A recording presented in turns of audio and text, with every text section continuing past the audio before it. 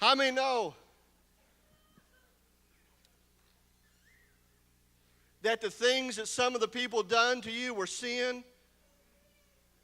How many agree with that? The things that people said about you were sin, but you living with bitterness and unforgiveness is sin.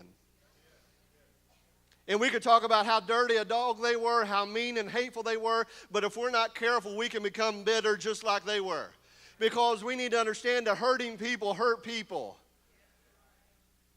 And we need to get rid of all bitterness. And some of us as Christians, we can come to church and we can dance and we can shout, but we can be as mean and bitter as just the next person. And we need to have the love of God and the forgiveness of God. It doesn't mean that I excuse it. It doesn't mean that I say it's okay. But I'm not going to allow whoever it was that hurt me, whoever it was that rejected me, whoever it was that didn't accept me to keep me from the promised land. If you've got bitterness and unforgiveness, you need to give it over to God. It's about like, have you ever heard somebody that had I love going into the store and you have an old person that has a rap ringtone on their cell phone?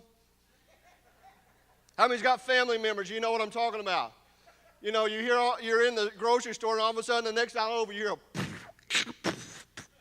hear and you go around the aisle and there's some old grandma, 80-year-old and purple hair on the cell phone. Some of you know what I'm talking about. Some of you, because I've heard some of you all with rap ringtones in the house. You hear them pastor preaching. And hold on, just Sister Saint get up. And it's, you know. Hold on, Pastor. But you know what it is? That's not your song. That's not your song. You allowed somebody else to put that song on your phone for you because you didn't know any better.